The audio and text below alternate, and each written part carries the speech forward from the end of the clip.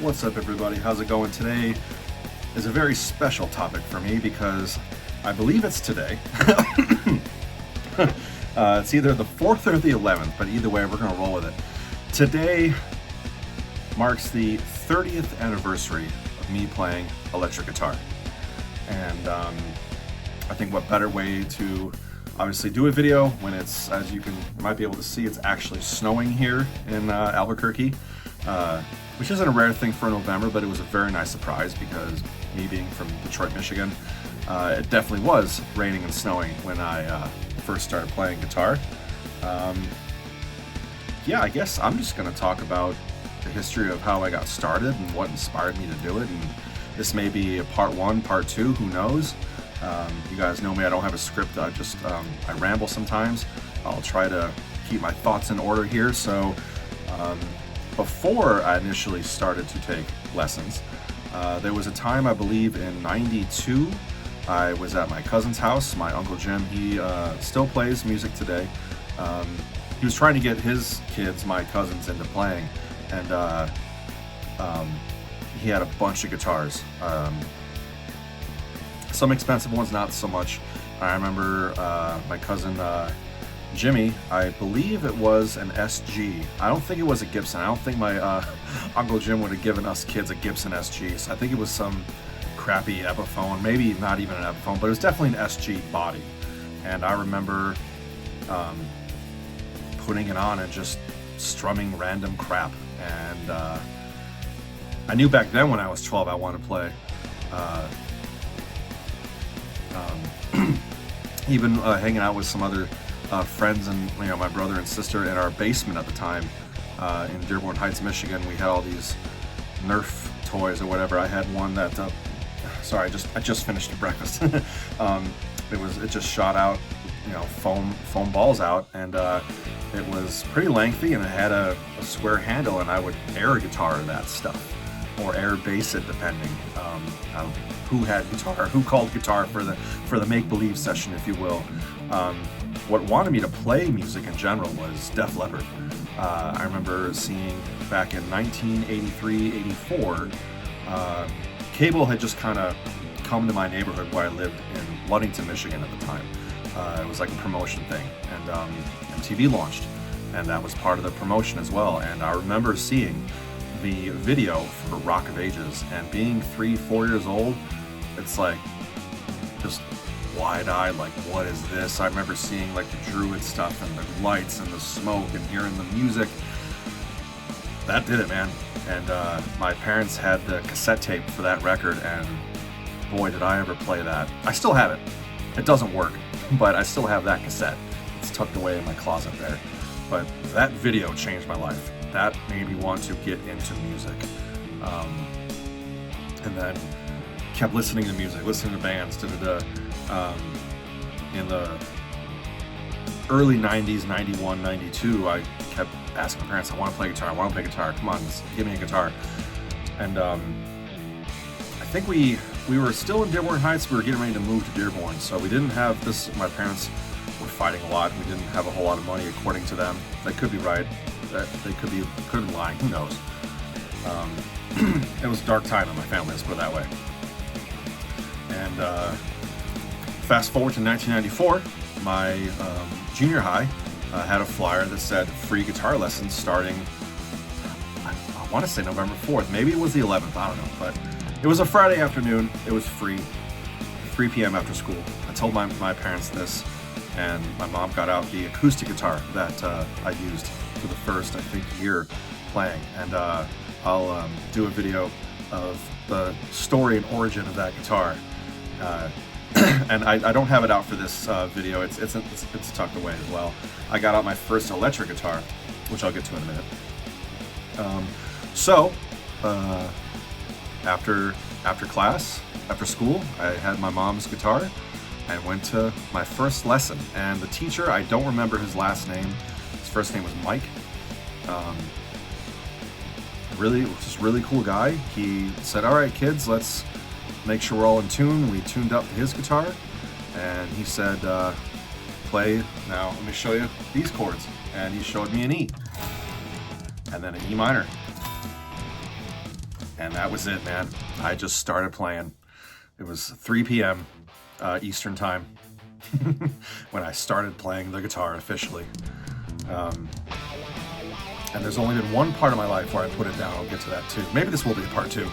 Yeah, so anyway, so in 94, I had this acoustic with really horrible strings that were old. I just kept playing and playing and playing. I didn't care like what, if it sounded good, or I tried to learn chords and stuff and learn songs right away. I wanted to start a band right away, even though I didn't know how to play. In that class, Bill Canfield, if you see this, you were in the class with me. I was talking to you earlier about trying to remember what day that was. I don't remember if Jay Sonder was in that class with us. I want to say he was. But he started a band with me and this guy named Dennis Reiner. He was a drummer. And we would go to Dennis's house. Jason was on vocals, even with my acoustic, and we would just play.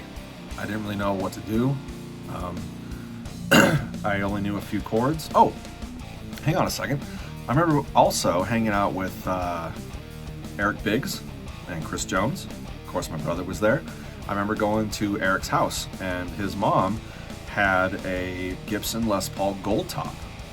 I don't remember the year. I want to say it was from the 60s, maybe the 50s.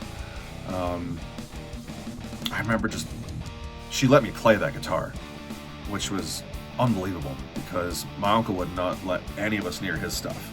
She was like, yeah, go ahead. She kind of played a little bit. I remember I only knew the 2 chords and I just played.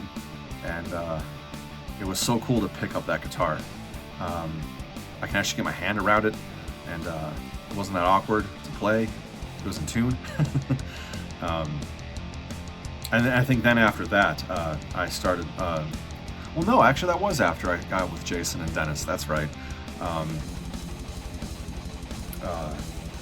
I think in the spring of 95, I got my first electric guitar. So yeah, not too far after that, I got this. I started playing November of 94, March 95. Got this guy, I think. Yeah. Got this over at Marshall's Music in Wyandotte, Michigan. I think that's where it was. They're not around anymore, sadly. I think I did a video with this. My dad brought a bunch of stuff here to get rid of. I think this cost $194, $175. Had really crappy single coils. The bridge was a nightmare. Whenever you bend the whammy bar, you can hear the ting ting ting come from the string trees. But I was so excited to have my first electric guitar. I did not put this down. Any chance I had to play it, I would. This is, of course, now we're living in Dearborn, Michigan. My first amp was one of those I don't know, toy size, not toy size, but you guys have seen like the mini Marshall heads with the mini speakers, the full stacks, but it's just 1x12. That was my first amp, given to me by my dad's friend named Bob. And then my first distortion box was a DOD or DOD, however you want to say it, Super Ra distortion. That was a Christmas gift, I want to say from my dad or my brother or both. And I just turned the gain up and just started playing no matter what. Didn't matter. Was I good? Yeah, I mean, we all suck when we first start. There'd be days where especially on Saturdays, before I really got into bands, I would play just for hours, 6 hours. Some of it was cringe that I'm thinking of. I tape recorded if that's how you say it, use a tape recorder to tape myself. Thankfully, those tapes are gone. I threw those away. So, no, I don't have them here, and there's no way to put all that stuff on the internet. This is way before the internet. I shouldn't say way before, 2-3 years before the internet. But definitely before music was being put on the internet. And thankfully, those tapes are long gone in a landfill somewhere in Michigan or wherever they put that stuff. Pretty cringe, but I didn't care. I was just happy to play. I think Jason continued to play. There was some kind of rivalry between the two of us, not in a mean way, but he went more alternative, I went more metal. Started growing my hair out. Now that I don't have it anymore. I think the first riff I learned was, even on the acoustic, was White Zombie, Thunder Kiss 65. first full song I learned on guitar was Slayer, Rain and Blood. That's how I jumped. You know what I mean? I just practicing trem picking. I had other friends come over with like Metallica books, and I bought a Megadeth book, which is over there. I was the first kid on the block to play Fight Fire with Fire, for the most part. I got the main riff down, and that was enough for some kids to be like, whoa, this guy's awesome, he's playing so fast. Had various bands with friends that didn't know how to play, or some that did and didn't stick around because they didn't like what we were doing, or they thought that my brother and I sucked, which we kind of did.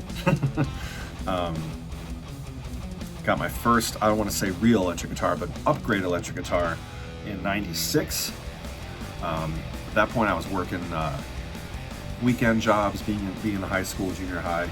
I worked at the Mad Hatter Coffee House when I was 15, started making tips, being a barista, and I saved enough money to buy a Ibanez RG, the affordable, cheapo one. It was like the introduction, kind of like Ibanez Squires, before it was Geo, before the Geo series.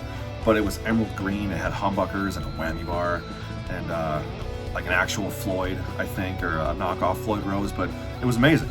It sounded so much better. I played so well because it was a wizard neck. Just dropped the pick. Ugh, sorry, Odin. Odin's right underneath my desk. I know. So that was my first upgrade electric guitar, was this Ibanez RG, and I played that thing in so many bands. I started playing death metal with that. Started playing punk with that. My first band to play live was called Endless Rage. Myself, my brother on drums, Chris Jones on bass, and Adam Donald on vocals. There were 5 bands in the high school scene, 4 that were good, and then mine. It was Wombo Des Love Machine, Sideshow X, Fallout, the Dendrites, and then us. We were just a bunch of kids that just played punk. We played our first show June 24th, 1996 at Pharaoh's Golden Cup. And man, I was ready. I was so ready to be on stage. I had zero jitters. I wasn't nervous about nothing. This is when I had long hair, and the bass player, Chris, and we both had long hair. We do the windmill. Even though we weren't death metal, we were just so ready to go. Jeff was, I think he just turned 12 years old. The drum kit we had was a piece of crap. The kick drum pedal kept flying off when he would try to do double pedal, and we didn't know how to set up, pre-set up before the show, so we took like a half hour to set up before we had to play. Thankfully, the sound guy and the club owner were cool about it. We're like, hey, they're young kids, let them do what they want. Yeah, that was the first time that I played live. And then we got another guitar player. His name was Aaron. Really good punk player. Really good at bar chords, playing fast. So he and I gelled immediately. Adam, I doubt Adam's gonna see this. And yeah, I mentioned your full name, but dude, you were terrible. You were a terrible vocalist. You were just really popular, and everyone came to Sauce because you're popular. Jeff got better at drums, Chris got better at bass, I got better at guitar, obviously. But yeah, that band ended in the fall of '96. That's when we started to get way more into metal. In the spring of '97, I got into a death metal band with Chris and Jeff. I'm not going to name the singer because I don't like him, and he not really ruined my life, but definitely left a black scar on it. Did my first death metal band, which was awesome, using the same Ibanez guitar and like B flat tuning with 9-gauge strings, so they were just flopping around. And so no one told me that, hey, get thicker strings if you want to do drop tuning. No one knew any about that. None of our friends really knew any of that stuff. This is like, yeah, there were magazines, but there was definitely no internet to look up this stuff. It didn't exist. So we just did things trial by error, and it worked or it didn't. At that point, I had various amps. I bought a Marshall 80-watt combo amp, and then I saved up for a Crate. Crate was the biggest thing in the death metal scene in the 90s for some reason. I don't know why, because most of those amps were genuine crap. I had the Excalibur, the solid state 91 amp, and even though it had really good amp distortion, I used the DoD death metal pedal into the clean channel, so it's this god awful brittle high-end distortion mess, but it was death metal, so it worked. That band split up due to toxic people in the group, maybe me included, but definitely it needed to go away. I left, and then I got into an industrial band called Third World America with some other high school friends that I am no longer speaking to, except for one person. He lives out in Portland. But the other band members, I definitely don't talk to anymore. That band, I think, played one show, and then got into the infamous Tortured Lovely with some other friends that I met during other previous bands. Not really worth mentioning. Tortured did some cool shit. That band started, I think, when I was 18, so 98, 99. We opened up for Cradle of Filth and Rotting Christ at Harpo's. I was 19 years old, playing for 2,500 people. That's Bill talking to you right now. I can see the messenger. So yeah, Bill, I'm gonna reflect on that story here in a minute. Let me go to the messenger here. What is Bill saying about that little memory? We're trying to remember here. Let's see. Oh yeah. He's talking about now, there was one student that we remember, someone detuning his guitar as a prank when he left the room. Bill, that was you, bro. You did that, dude. And he just commented, really, what a dick. I was out of control. Yeah, we weren't the best of kids back then. You especially. You were a prankster. You liked to mess around and fuck with people. But anyway, that was 30 years ago. Anyway, back to that death metal band. We did a lot of cool stuff. We put out a record. But I don't know what it was about, maybe where I lived, but there were just some really bad people. I had this bass player who, I was usually older than everybody else anyway, and I got this guy, he was a vocalist. I thought he was really cool, good singer. Met him with a previous band, and we ended up not speaking for a while. Then I ended up calling him, saying, hey, I'm sorry for this and that. Just heavily involved with another person that had a very toxic trait that I would pick up and rub off on.